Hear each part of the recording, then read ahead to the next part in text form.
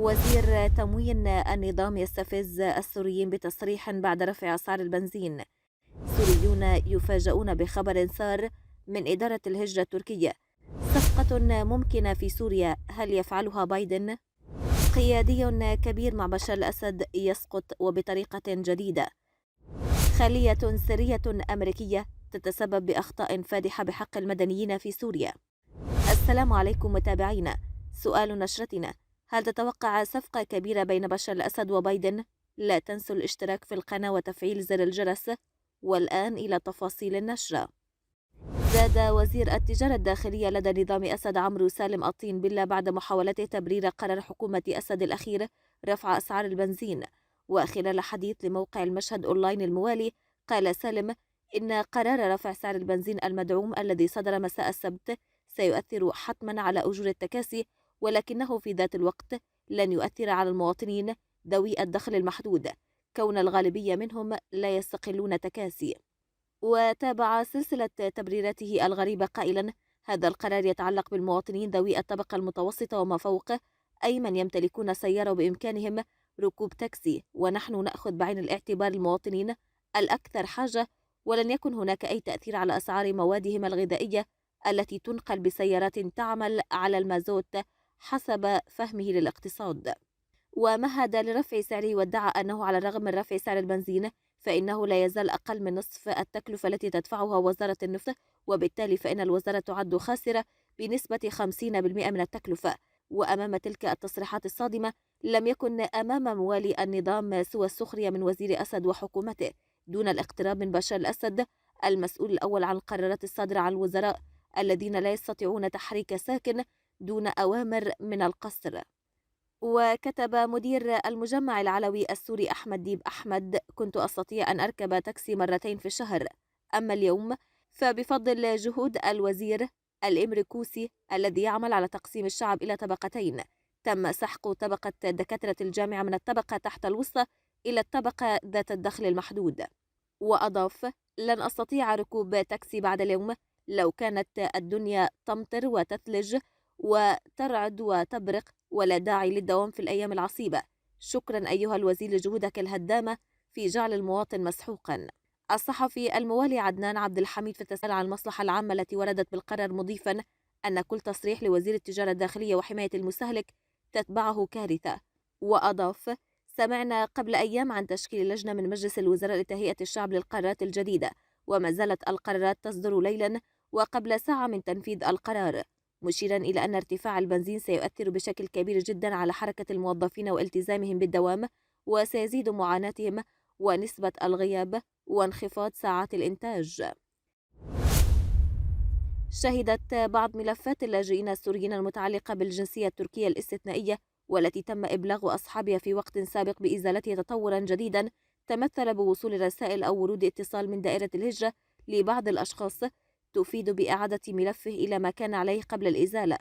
وبحسب ما ذكر أحد الأشخاص الذي فضل عدم ذكر اسمه لأورنيت نت بأن دائرة الهجرة في ولاية غازي عنتاب أجرت معه اتصالا هاتفيا عام 2017 من أجل الجنسية الاستثنائية، ولكن ملفه بقي عالقا في المرحلة الرابعة لغاية أوائل عام 2019 لتصله بعد ذلك رسالة بإزالة ملفه من الجنسية نهائيا. وتابع الشاب الذي يعمل في المجال الإنساني مدينة غازي عنتاب إنه قبل يومين أي يوم الجمعة الماضي وصله اتصال من دائرة الهجرة مجددا بأن ملفه قد تم إعادته، لكن يجب عليه الحضور وجلب الأوراق المطلوبة ثانية لاستكمال دخوله إلى نظام الجنسية الإلكترونية. أما الأستاذ بشار نون الحاصل على الجنسية منذ نحو شهر والذي يقيم في مدينة الريحانية بولاية هاتاي، فقال إن العديد من السوريين الذين يعمل معهم قد تلقوا اتصالا مشابها وتم إعادة ملفاتهم المزالة، مشيرا إلى أن أحد أصدقائه الذين يعملون في المنظمات الإنسانية أيضا خضع لشروط صعبة لقبول ملفه مرة ثانية. وأضاف لأوريتنت أن من جملة هذه الشروط أن يأتي بترشيح من قبل المؤسسات التركية التي يعمل بها في هاتاي، وإحضار تزكية من قبل مسؤولين وشخصيات معروفة في المنطقة التي يعيش فيها، وأن يكون لديه إذن عمل إلى جانب وجود مبلغ كبير في حسابه البنكي، موضحا أنه عندما استوفى تلك الشروط أعادوا تفعيل ملف الجنسية الخاص به. بدوره تحدث الأستاذ أنس طال الذي يعيش في اسطنبول ويعمل في مهنة التدريس منذ سنوات أنه تم إزالة ملفه العام الفائت دون إيضاح من قبل دائرة الهجرة عن الأسباب التي استدعتهم لرفض ملفه على الرغم من صبره أكثر من 4 سنوات. وعند سؤاله عن السبب لم يتلقى أي إجابة. نظرا لأن الرئيس الأمريكي جو بايدن وفريقه يركزون على الملف النووي الإيراني، فإن الحرب في سوريا لا تزال جرحا متقيحا في قلب الشرق الأوسط. وبالرغم من أن الإدارة الحالية لم تقم بأي خروج دراماتيكي عن نهج الإدارات السابقة، إلا أن قرارها بإلغاء أولوية الصراع يأتي في وقت سيء للغاية، في الوقت الذي تظهر فيه فرص لإيجاد حل للأزمة السورية، ويجب على الولايات المتحدة تكريس الطاقة الدبلوماسية اللازمة لاغتنامها.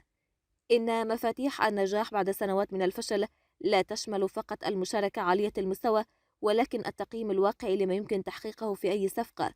إنه لمخاطرة كبيرة أن يتم إبقاء سوريا في مؤخرة أولوياتنا، فالصراع قد خلف فوضى عارمة ويمكن أن تكون استراتيجية.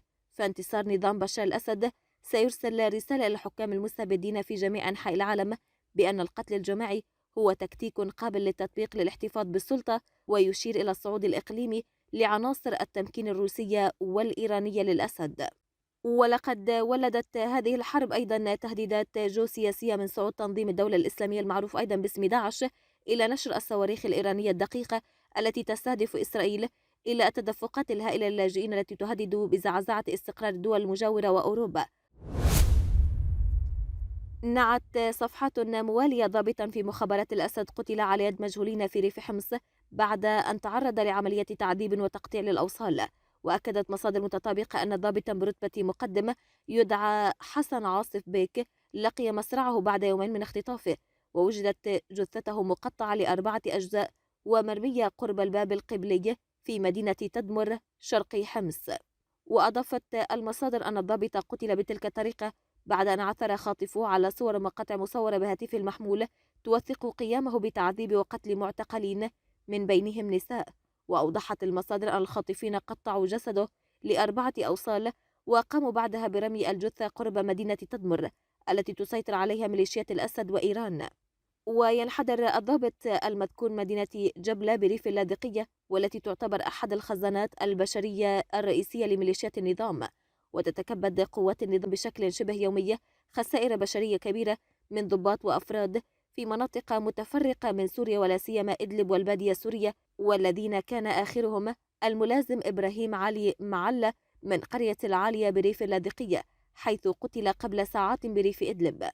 في حين نعت صفحات موالية لنظام الأسد معتصم إبراهيم أسد الذي ينحدر من منطقة الحفة بريف اللاذقية ولقي مصرعه في محافظة درعا، يضاف إلى ذلك مصرع الملازم مازن أجود خلال تواجده ضمن صفوف ميليشيات الأسد في حلب. وأعلن ما يسمى الحزب السوري القومي الاجتماعي مصرع الملازم علي المحمود بريف إدلب، أثناء ما قال إنها تأدية واجبه القومي، وينحدر من مخيم الوافدين وانخرط في ميليشيات نسور الزوبعة منذ عام 2017.